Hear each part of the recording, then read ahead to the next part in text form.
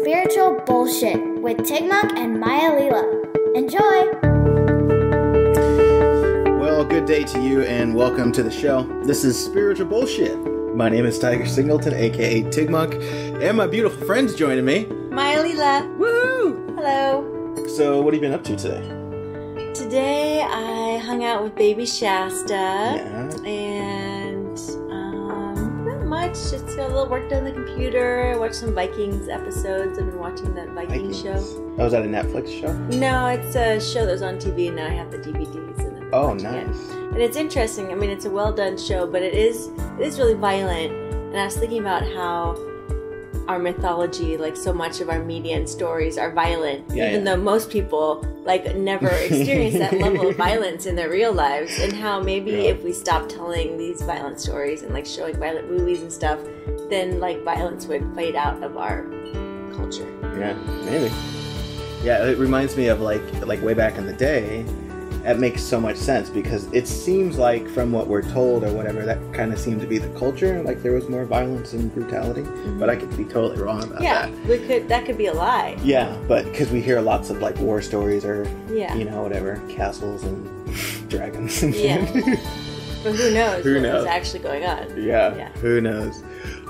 So today, Maya, if it's okay with you, I really would like to talk about honoring your deepest sincerity, even though it seems like it affects other people emotionally and brings up all sorts of heartbreak and conflict for them. Because I see the trepidation, not only in my experience, but other people. It's like, how could I be honest when I know it's going to crush them? You know? And I think this is such a great place to explore, because if we can't move into that space of sincerity and honesty, then life never really flows. Yeah. Because you get stuck. Yeah, you really get stuck. And I noticed that pattern in my life too. It's like every time I come to this point of a decision that's like, you know, not what kind of lunch I'm going to have, but you know, it seems like a real kind of important, heartfelt decision that affects other people. Yeah, involving other people. Yeah, there's like this trepidation that kind of takes its time. And in a negative way. Because if it was in a positive or the assumed positive, then you'd tell them immediately. But you have this negative like assumption that's going to go badly or it's going to hurt them in some way.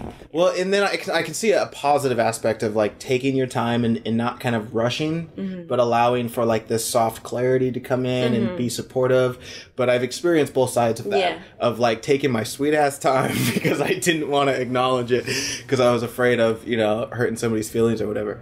But if we are sincerely desiring to be in the flow of life, this is so critically important that we learn to stand on our own authority like that and be able to just be honest. Yeah. So my experience in this has been, well, twofold actually. With the marriage that I went through and kind of bringing up, I don't want to say issues, but clarities within myself that led to kind of a separation, was very difficult. But I also remember that at the point that happened, where I just allowed it to be said and allowed it to be sincere, I felt so good. But which was also a negative because the other person's pissed off because I feel so good. That I brought something up that seems so painful for them. Which then, if they're pissed off that you're feeling good, is that really love? Yeah. Because if you really love somebody unconditionally, then if they're feeling good, theoretically, you feel good for them too. Well, it's just so funny about relationships too, because that's kind of where I'm coming from in relationships. Because when I enter into such a dynamic, it seems authentic that I really just want the best for them. Yeah. Like I don't need you to hang around if you don't really want to be around. That's not fun. Why would I want you? Yeah. Exactly. I don't need you in order for me to be all right. Yeah. So let's, be two happy people rather than two miserable people. Two happy, honest people. Yeah. And so I think that's related to our definitions of love and the and the ways that we're not real. It's not true love. Yeah. It's using the other person for ego gratification for your story or whatever. Yeah, and it's almost like it's this big pot that's got a bunch of love and fear kind of mixed into it. Yeah. It's like we sense the love, but also the fear and the ego rise up, because it gets scared equally shitless. As strong. Yeah, equally as strong. Yeah. And so we misunderstand the love. We think my possessiveness is the love part. but maybe it's not. Yeah, maybe. Because the possessiveness, to clarify that the way that I see it, is just this sense that I need you in order for me to feel emotionally stable. Yeah. In order for me to feel like my life's going to be okay. Mm-hmm. And we see that all the time in relationships. Just there's this sense that you can't be who you really feel like you need to be because I need you. Mm-hmm. And it's that kind of relationship that really kind of stifles a flow in life. And authenticity. Yeah, and then we find ourselves sticking in relationships that we don't really want to be in for the end of time because we want to protect other people's emotional well-being. Yeah.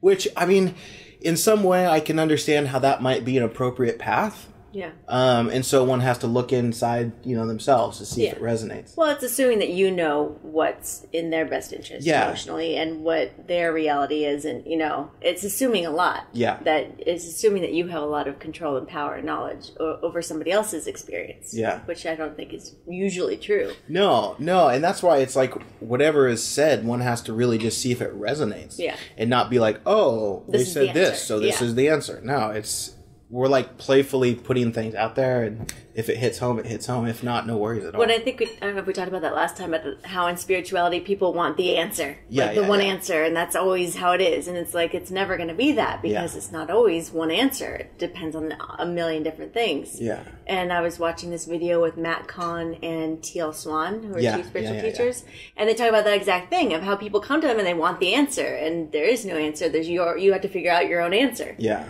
And people, again, that puts a lot of pressure on you to figure out what's true for you. And then if you're trying to protect someone else, then that comes in and it can get really confusing. Yeah. Well, let's look at it this way as it relates to relationships and what might be best and all of that. The way that I interpret it is looking at the relationship that I have with myself. Mm-hmm. And the possessive control aspect says, Tiger, I need you to be a certain way if I'm going to love you. Mm-hmm. If I'm going to do all this self-acceptance thing, then you better wake up on time, and be the person that you need to be. So I can accept you easily. Exactly. And so, and that's just a reflection of what happens in exterior relationships is I need you to be this way in order for me to love you. And maybe to clarify love is really to see them as whole. Mm-hmm. And to not have a need to manipulate or control. Mm-hmm. Or change. Yeah. But really to see the intrinsic beauty beyond the facade, beyond the ego. It's kind of like making love to somebody without any makeup on. Mm-hmm. I like that kind of analogy. Mm-hmm. For me, that kind of thing is really exciting because it's like, ooh, I want to touch the rawness of you. Yeah, and the realness. And the realness, the part that's there when you're sleeping, the part that's there when no one's looking. Yeah. I want to touch that part of you. Yeah. And so to love myself in that way, again, is to see beyond the facade, see beyond who everybody thinks I am, see beyond all the compliments, and just get to the rawness of what I am and love that. And so what a great reflection in our relationships with others to teach us how to love ourselves more. It's interesting because, like you were just saying, you want to be with the person without the makeup on, or seeing all of the, the real sides or even the bad sides or whatever. Yeah. But then at the same time, not waking up on time is not having the makeup on. You're not spitting up to the standard of what you should be. And that's so perfect. Yeah. That is so perfect because we do have this standard in society that says, oh, this is what's lovable. Yeah. Which is like makeup. It's like the false mask. Yeah. Which is, again, it's fine and it's play. Yeah. If we see it like that, but as soon as we start thinking I need it to be that way, then it's not play anymore. Yeah. You're in the land of seriousness where problems abound. Yeah. And so, but I like exploring this dynamic of the relationship we have with ourselves and then the relationship that we have with others and how it's, the same thing. Mm-hmm. And so this ability to be honest, regardless of the emotional response in another, we can also see that with ourselves, to be honest with ourselves, even though it scares us, even though it shows us that we're terribly insecure and afraid and we don't know what we're doing. Yeah. But yet there's a tremendous liberation there. Like to have this willingness to bawl your eyes out because you're afraid or insecure, rather than, trying to hold your shit together. Yeah, and looking strong. Yeah. Yeah. Yeah. And I find also, just like in the experience with another person, if you're in a relationship that doesn't seem to be congruent to where your heart is flowing, to be honest to that really allows for this much more expansive flow to take place. And so the same with yourself. the relationship that you have. If it's not, or if your life isn't going in a way that's honest, to check into that and be honest allows for a greater flow. But you have to see beyond the facade. You have to be willing to take the makeup off to see that. And take the risk of being unlovable or unloved. Yeah. Potentially. Yeah. You know, like, what if I take off the makeup and then the person's like, oh, you're not attractive anymore, and they leave. Yeah. If I'm dependent on them, then that's... Which is kind of perfect. Yeah. You know, because it's like... you want someone who loves Exactly. you. Yeah. And it's like, and this is so great to get into. It's like, what kind of relationship do you really want? Yeah. Do you want someone to love you for you, your authenticity, or do you want to pretend? Yeah. And have them fall in love with a pretend version of you? And the other thing is about beauty. It's like, do you see your own beauty, or do you need to have a facade on? Yeah. You know, and then it comes back to that self-love. It's like, if it's for play, then, you know, that's different. But if it's that you're judging yourself in a way, Yeah. you know, and not loving all the parts of you Yeah. or the other person. Yeah. Yeah. That's a great reflection. Wow, we just really got into that. It feels really good. Well, and two, I think it's interesting with the honesty thing, because most people think, well, it's not good to be honest all the time. Yeah. It's good to spare people's feelings and tell white lies or whatever. What's your take on that? You know, I would say that... For your personal experience. For my personal experience, that's a question I'd have to ask moment to moment. Yeah. You know, because, like, as it relates to my daughter, she might ask me a question and I can give her an answer that's kind of true because maybe the full answer isn't appropriate, you know, for her right now. And so, depending on the moment and the circumstance, one has to just check in with their own honesty. One thing to look at maybe is, am I hiding, you know, in my avoidance of this? Is my white lie really a white lie? Or is it an effort to avoid something that makes me feel insecure? Well, because that's what, like, I've seen is people say, well, I didn't want to tell the person the truth because then I was afraid it would hurt their feelings. Yeah. And then what that means is you're afraid that they're going to get mad at you. Yeah. And you're going to get the repercussions of their feelings getting hurt. So it's really about yourself being protected, not necessarily about their feelings. Like, Absolutely. yeah, sure, but really it's coming back to your being protected by your lies. Well, and that's what it all comes back to. It's never about the other person. Yeah. And so this topic of... Because the other person probably doesn't want your lies when it comes down to it. Yeah, I mean, when you really come down to it. Yeah, when you really get down to it. Yeah, on the surface, the facade, we want the lie. Yeah. But deep down, we want the truth. But that's such a fantastic principle, and I actually just recorded a video on the way here about that, about how if we want to move into this space of honesty, it's really important that we see that other people don't piss us off. We see a pissed off experience. And so, and so other people don't really break our heart. We just see that circumstance. And so that's all happening within us. And if we can really see that, like own it for our own experience, that nobody is actually pissing me off, then we can see that I'm not actually pissing anybody else off. It's their own experience. And that's so, true. And that really helps with the honesty thing too, to see that, wow, if their heart does get broken, even though it seems like it's me, because that's the illusion, that's the play, that's not what's really happening. And it's not a license to go off and be a dick, of course, but you have to get sincere within your own experience. What's true for your experience. Because it's not like, it's so easy to take these teachings from the space of ego and then go out and kind of make a mess. It's like, oh, I'm not responsible for other people's feelings and I can just say and do whatever I want. But if it's not coming from a place of sincerity, then it's kind of irrelevant. And honesty and authenticity. Because that's the thing, when you get back to that, what's really true is not going to be damaging to another person. Like, I think that's when we're acting out of fear or whatever, then that's what ends up being damaging. But if we're coming from a place of authenticity and our true selves, which is love, then it's not gonna, you're not gonna be a dick. You know? You could still be perceived as a dick. Yeah, you could, but it's not that. It's not like that you're going out and acting like a dick. It's the person's perception, which again gets tricky. Because then it's like, are you being a dick, or can you say, like, I'm not being a dick, you're just perceiving that. Yeah, exactly. And it's your fault. See, and that's where, like, the rubber hits the road. We can talk about this all day, but you really have to get into your own experience. And I feel like I've really had this, like, firsthand, where to go through a situation and somebody just, like, totally perceived me as a dick.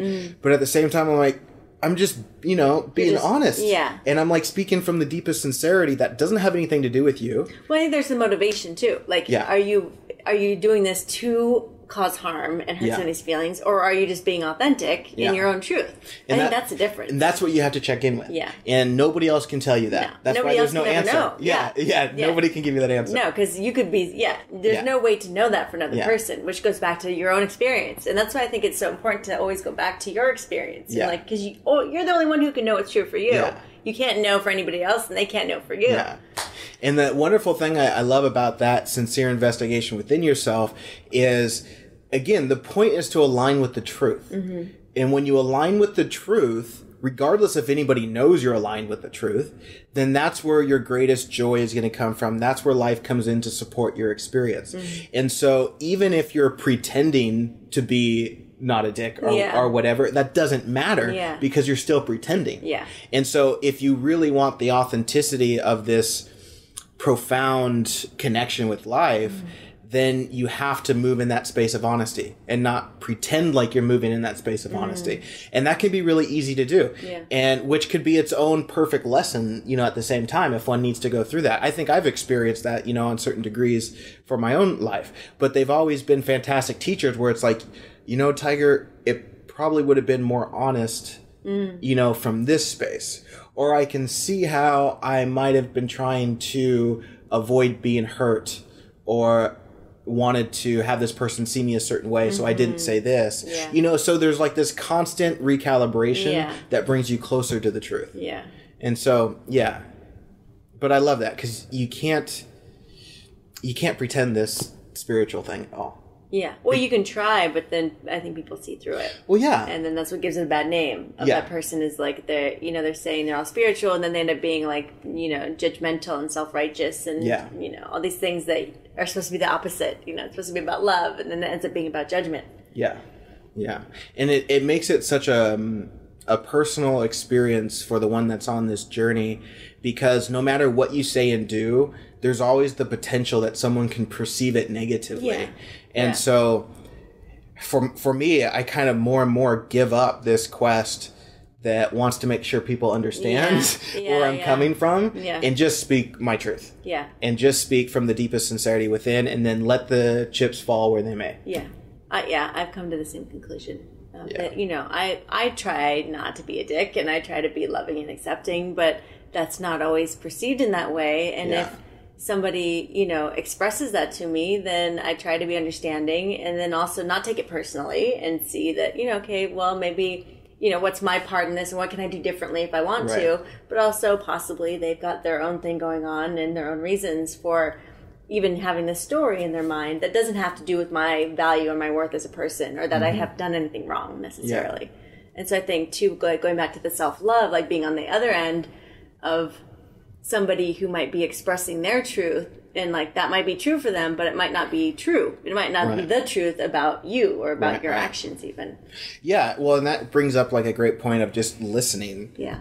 I find for myself, when I listen to somebody, I really like to have this space of openness that is willing to receive whatever comes out of their mouth, and also understands that I don't really understand. That I'm not here to figure out what they're trying to tell me. Yeah. I'm here to hold space so that they can process. That's a really good so point. That they can be honest, because again, it's not about me. And you don't need to defend yourself. Exactly. If, you're not doing anything wrong anyway. And that's one thing I love about communication, is watching those moments inside myself where I feel like I need to defend. Yeah, yeah. Because that's like a huge alarm that goes off that says, hold on, something's being misperceived here. Yeah. Go back to truth and, start over. Well, yeah, and that's the question. Is this true? And if it's not true, then it doesn't need to be fought against or defended, you know? And then it kind of like allows for it to just be, and they can have their experience, and that's okay. Yeah. And you can have your experience, and that's okay. And maybe also, as you're in this space of allowing somebody else to just say what they need to say without reacting, with defensiveness, then we don't get into this back and forth. Yeah. Oh, yeah. Which doesn't, we see happen all the time. Doesn't help. Yeah. And that's something that I've noticed in my relationships that there's just not a lot of, because I'm not interested in arguing. Yeah. It's like, as soon as something goes into argument mode, I'm like, wait a minute, what the fuck's going on? Yeah. Why? Yeah. Why? Why is this necessary? Because it seems always the case. What you're arguing about is never really what you're arguing about. Yeah. And so it just goes off on this tangent that's completely irrelevant. But I can also see, again, how it might be relevant for two people, you know, to argue it out for their own experience. If they need to express it in a certain way. And there's a certain energy there sometimes that can be helpful in catalyzing it or changing Exactly. it. Yeah. And so, again, one has to look for their own experience. But I like the space of allowing somebody to fully express themselves without feeling like I need to, you know, come back with something or protect something. Because, again, in relationships, it doesn't have to go on. Yeah. They don't have to continue. And for me, that's like the liberation, is that this relationship really doesn't need to continue. Because I'll be okay. Because I'll be okay. And so let's just have an honest conversation. Yeah. Without trying to protect the future. But I think still you have to have that foundation of self-love. Where you feel safe and secure enough to be willing to let that relationship go. Yeah, because a lot of that doesn't even work if that self-love isn't there. Because then you start, you know, you need to manipulate, you need to, then there's all of the games that end up happening where if you're not going to be okay if that person chooses not to be there, then you have to manipulate the situation or their perception of you or their stories, or, you know, and that gets exhausting. Yeah. But that's what most people try to do. Yeah. What a great teacher, though. Yeah. We really get to see that doesn't work and that it just causes pain. And I love the dynamic how moving in dishonesty creates pain. It just seems so clear in my own experience, the heaviness that's created, the weight on the shoulders, where it just feels like I can't really move. And sometimes it seems like it's not even so clear that that's what it is. But the more I sit with it, it's like, oh, wow, that's really what that is. I'm just not addressing this from the most sincerest space because I'm afraid of whatever. Yeah. Yeah. Yeah. And then it comes back to the fear-love, like, duality of, like, are you moving in fear or are you moving in love? Or are you existing in fear, or are your stories about fear or are they about love? Yeah, because that's so true too, because in our relationship communication there's these stories that are going a million miles a minute, you know, and most predominantly maybe the story is how can I protect this relationship so I know it'll be there in 10 years. And that's the funniest thing for me about relationship is when you're so determined to make it last, then you use this moment to make sure that it lasts rather than authentically addressing what's happening. That's interesting, because I've not been married, so I've never thought of it. And I'm sure I've done that in my past relationships, but I've been out of a relationship for a long time, and so that idea of, you know, that you want the relationship to stay where it is, so then you're going to be working from that with that goal instead of the goal of just being authentic and honest. Because it's like kind of like with raising my daughter. If I have this expectation for her to be a certain type of person, then if something happens in this moment that doesn't line with that or jeopardizes that outcome, then I'll try and manipulate her or something to make sure she ends up how I think she should end up. And so I completely miss out on the authenticity of what's happening right now. And so same with another human being. I really like to take the long term out of the picture, which isn't popular. And it really pisses people off, even though I try and communicate that, but it seems like I still don't know how to communicate it effectively, or people just don't, you know, understand where I'm coming from. But, because, and maybe someday again, I'll be interested in that. But for now, it's like, I can't even fathom, like going into a relationship that says, let's do this for 40 years. And, you know, just make it happen. But I can see how it's appropriate too for some people on their path. And it may be one day for me again. But for now, I'm just like so interested in the present moment connection and depth that's created, and to completely throw myself into it as authentically as I can without trying to, protect an outcome. Well, in a way, like the whole, so the goal, I mean, can you have that goal be the same of like being always authentic and staying together for 40 years? I think you can in a playful way. Yeah. Because, I mean, I can see myself coming together with a person and being like, this is a kick-ass time. It seems like it'd be fun for us, you know, to have this intention together, to grow and build together. And that sounds like fun. But if it's this thing of, let's stay together for 40 years because I need you for my emotional security, then there might be some difficulty there. But even the fun is in the present moment, not in 40 years from now. True. And so the story of the future becomes the play for just play. Yeah. But it is a tricky line, too. Yeah. Because you can only have fun now. You can't have fun in the future. So even the whole concept of the future thing is, I don't know, it seems funny to me. I totally agree with you. But I like to at least try and include it because I know it's so important to some people to have that long-term... Well, and I posted a quote on Facebook from A Course in Miracles. All planning is a defense against God. I saw that. And when I heard that, I was like, oh, like not that it's true or not, but just the concept of it, I know fucks with our whole foundation of human living and existence on this planet at this point for 99% of people. Yeah. And just the concept. So, like, what would that mean? Like, if all planning was a defense against God, because planning you do with your mind for the future. Yeah. And so God is being in the present moment, I would say, with all that is, however it is, and totally accepting that. And so I can see how that statement makes logical sense, that if you're going into the future, then you're defending against just being in the present moment and accepting all that is. Yeah. And not that you shouldn't plan, but just... Well, I think it comes back to this issue of the intent of the planning, because if we're making plans from a state of anxiety, then that is saying that the future has my wholeness. And if this plan works out, then I can be whole, which is to deny God in this moment. And so from that... And in the future. And in the future. Because you're not ever going to get whole if you're not whole now. But And so from that perspective, that makes total sense to me.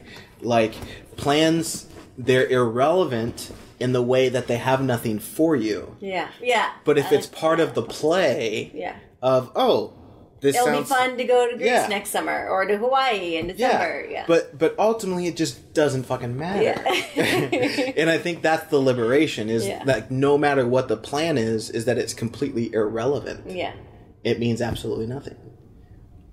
And so I guess you could say the play then. And because planning could be a part of play, but it isn't like planning.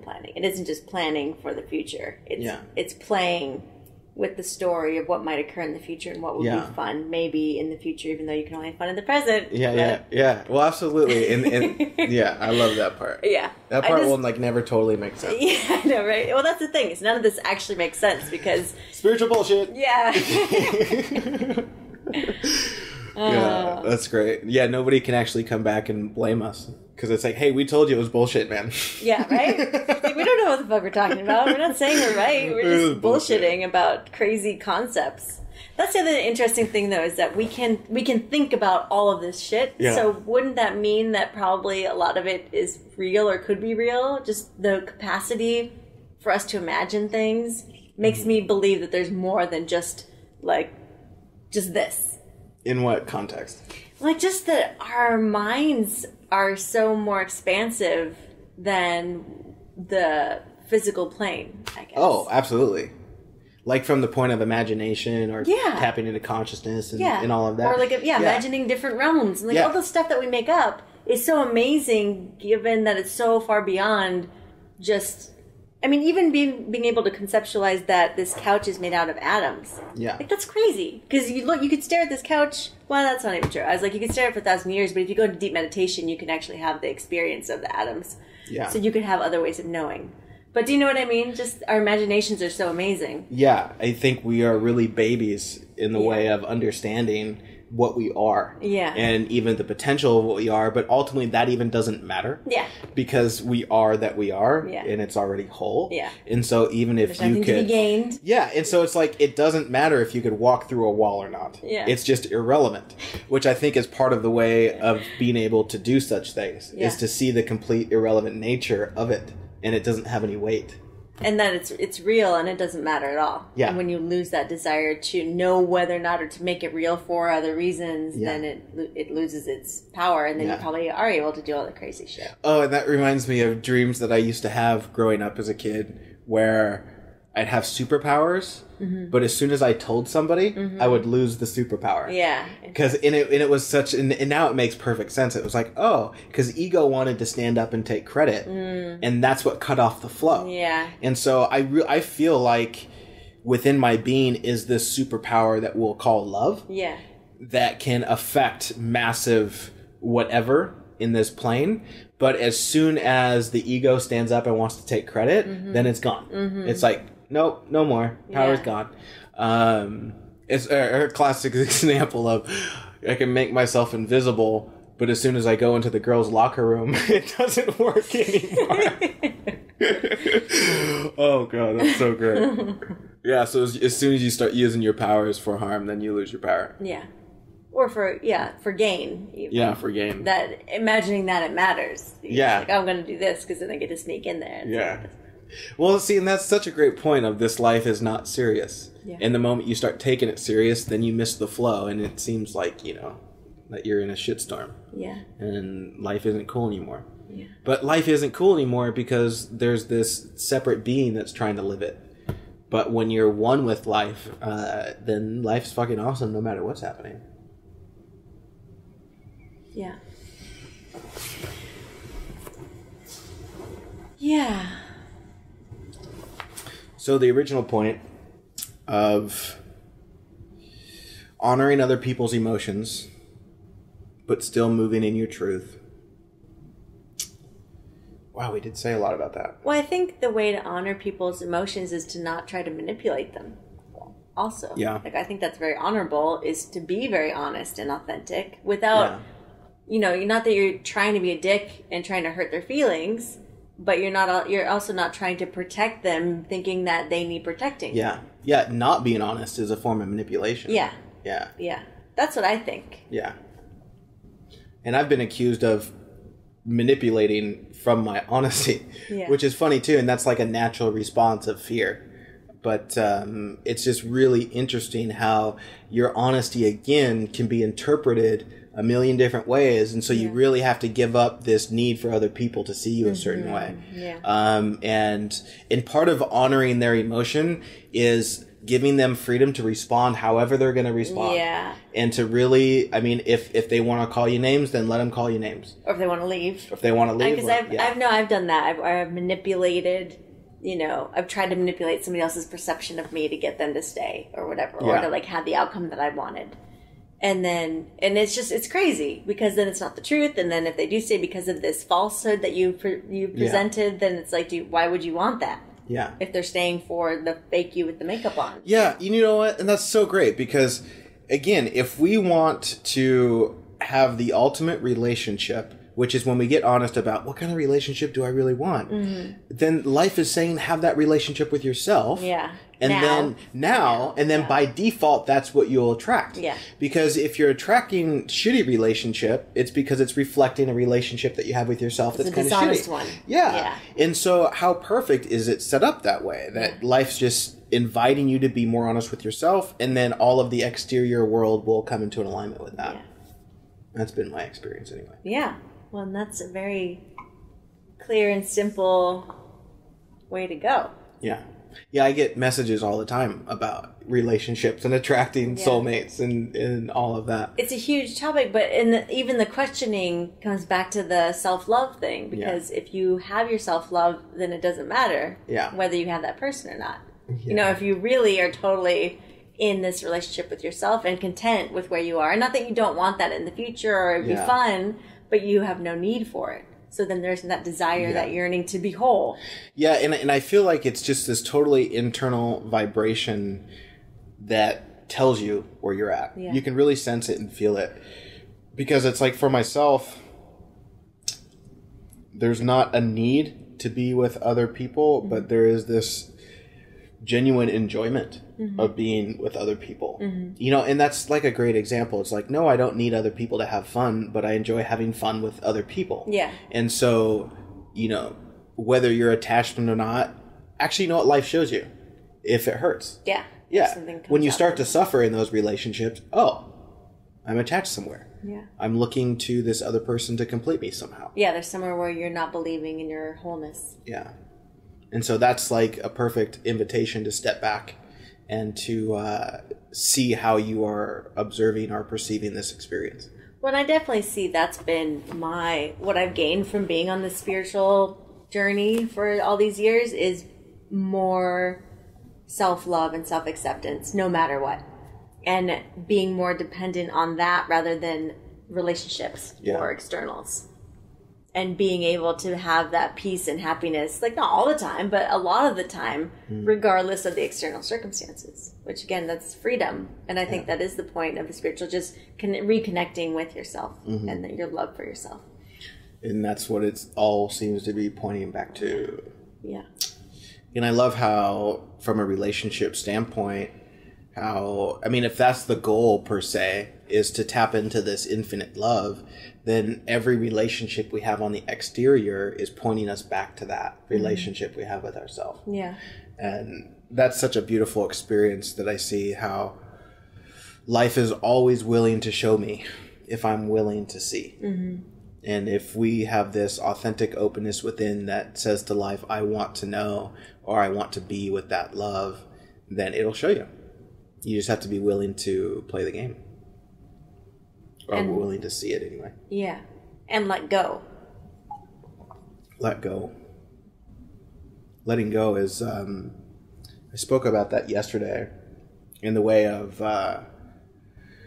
letting go is kind of like this experience where you come to this rose garden and say you've never experienced a rose before, or even flowers, but you see this amazing creation, and then you reach out and you grab the vine, and then all of a sudden you feel this intense pain in your hand. And being that you're unfamiliar with the rose experience, you're like, well, where is this pain coming from? And so you look at the vine, and the vine's coming out of the ground. So you start stomping on the dirt thinking that that's where the pain's coming from. And it still hurts, and that's not helping. So you start pulling out petals, thinking maybe it's coming from here.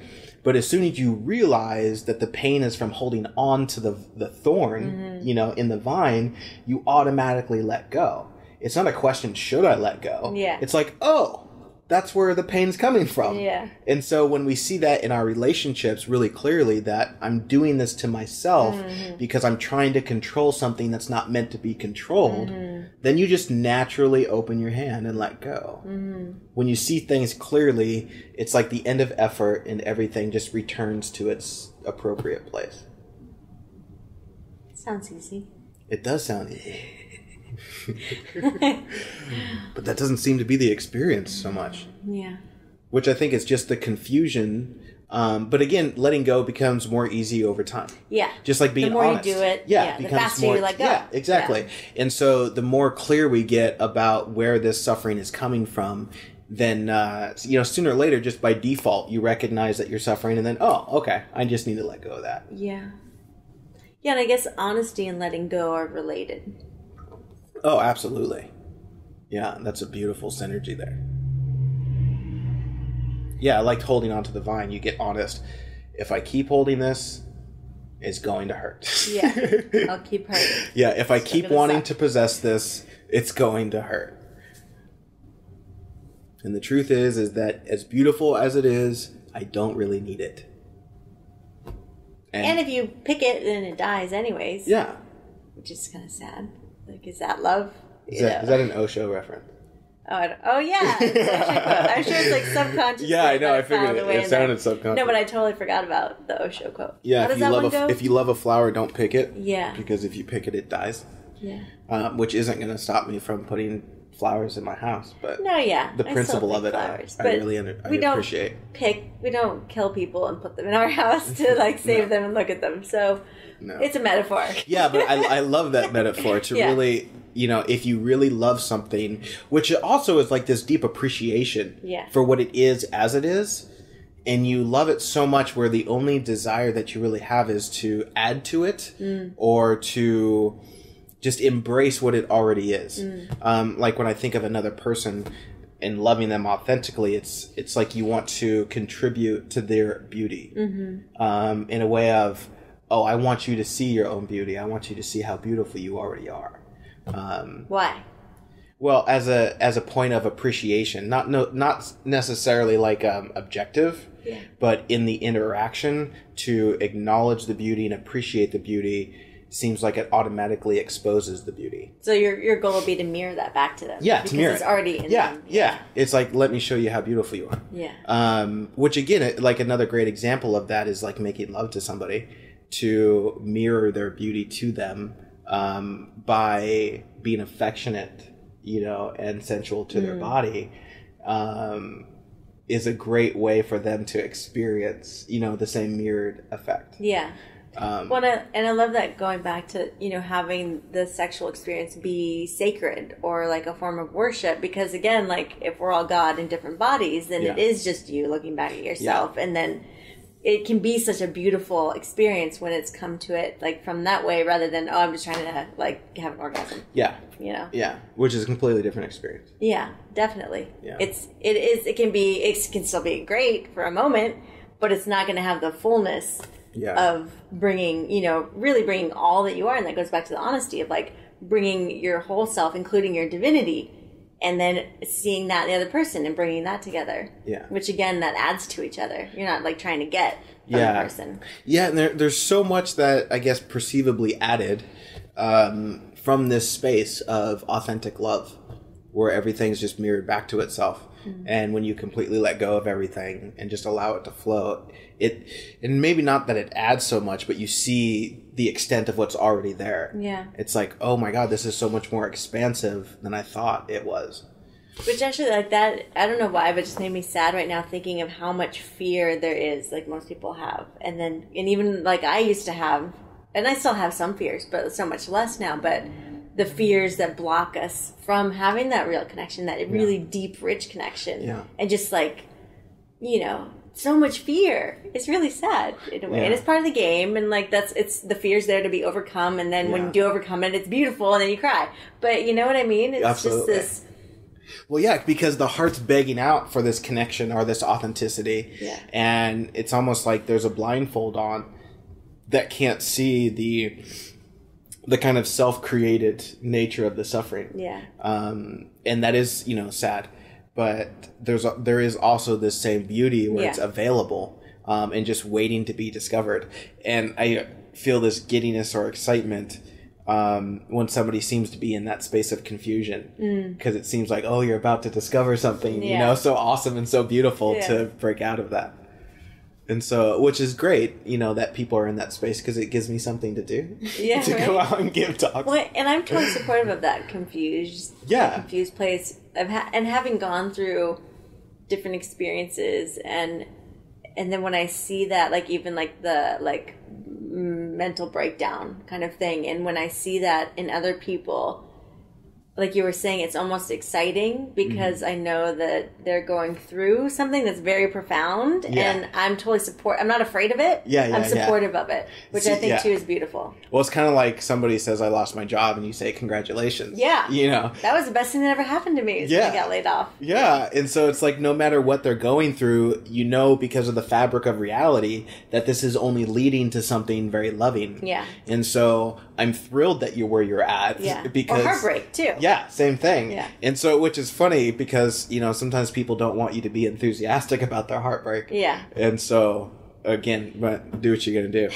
But, because then you really become a dick. Yeah. But again, are you doing it, you know, it goes back to the motivation, because the reason that we would be excited is because we're excited for them to have like a more like enriched, expansive, joyful experience. Yeah. So are you really being a dick? Yeah. You know, even though it seems in the moment like, oh, you're not being compassionate. Well, yeah, from the other person too. It's like, because that's something that I've experienced in my relationships, is my non-emotional response to their emotional experience makes them think that I don't care, or that's how they perceive it, because I'm not playing the game of being a victim, that I somehow don't care. And it can come off as cold or whatever, but that's only a reflection of their experience and where they're at. But I also find that given enough time, it'll come back around and the truth will be seen. And the so, beauty of it. Yeah. And that's the other beautiful thing too, is the truth is the truth always. And so, regardless if other people aren't seeing the truth of it now, it doesn't matter, because the truth has to make itself known sooner or later. Yeah. And so, which is another benefit of just operating in a space of truth. Yeah. Because then you never have to... It's easy. Yeah, it's so easy. You don't have to remember a lie.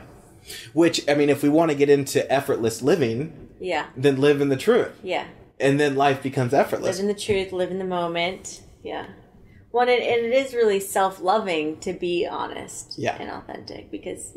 You know, like we were saying, that honesty is all of who you are, and just presenting that is really beautiful and loving. I think when people are looking for something to do that, like, how do you love yourself, or how can you be loving, even just being honest about your emotions or your experience, like that can be an act of self-love, and it can help strengthen, I think, that you know, you're really presenting or seeing who you truly are, which is loving. Yeah, and even if we're like in this emotional space that really feels like it wants to blame and lash out, and because there's still an honesty that wants to be expressed, but there's also the confusion in there too. And I find for myself that the best approach is to acknowledge that it's not the other person's fault. And just to get really clear about that, even if it seems hazy or fuzzy, but just to recognize this fundamental truth that nobody else has the power to make me feel anyway.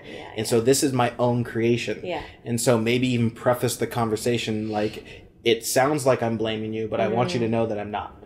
That this is just my process and this is what I feel, but it's not really about you. And then and maybe I'm trying to figure out what it is about. Yeah. And so thank you for holding space, even though it sounds like I'm blaming you.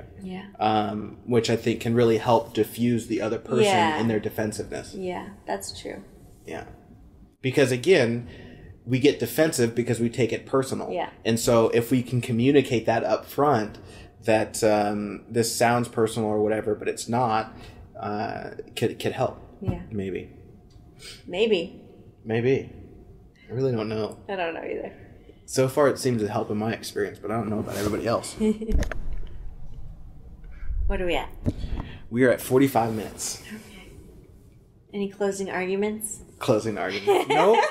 Any closing acceptance? I was listening to this podcast about this like murder trial, and I've been listening for the past few days, so I'm kind of like in that like legalese kind of thing.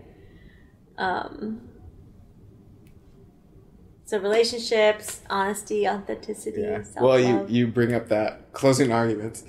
And because, you know, that's like theater in performance in a way when you get into the courtroom like that. And I feel like this joy and enthusiasm that would love to be like an attorney for love or something. You know, or I don't even fully understand. I like that. I don't know what that is, but but I can see myself like giving a closing argument that just convinces the jury that they're all lovable. It's like, that's what I would do. And the defendant and the accused. And everyone's innocent. Everyone's innocent. Everyone's loved and lovable. We're all going to work together to take responsibility for what's taken place, but let's see the inherent innocence here. And the beauty. And the beauty of that this. has arisen. And now we all love ourselves, and it's beautiful. Oh my God. Watch that manifest itself somehow. Right? Yeah. An attorney for love. But again, love doesn't need defended, so. And that's true. It doesn't need to be defended. Then it would just be play. High five. We rocked it again. I think that was episode 10? Yes, episode 10. I think I even laughed out loud literally on my way here about how stoked I am to do these podcasts. I know, I love these podcasts. I know. And I like to listen to them too. Yeah, they're fun. All right, well, thank you for joining us. This has been a fantastic moment, and we encourage you to continue on your path. Yeah, whatever that is. Yeah, whatever that is. Maybe enjoy it or not. Yeah, and also feel free to send us questions, get in touch with us via Facebook or whatever. And maybe we can address those. But until then, cheers to the beauty that you already are. Bye. You've been listening to Spiritual Bullshit with Tigmonk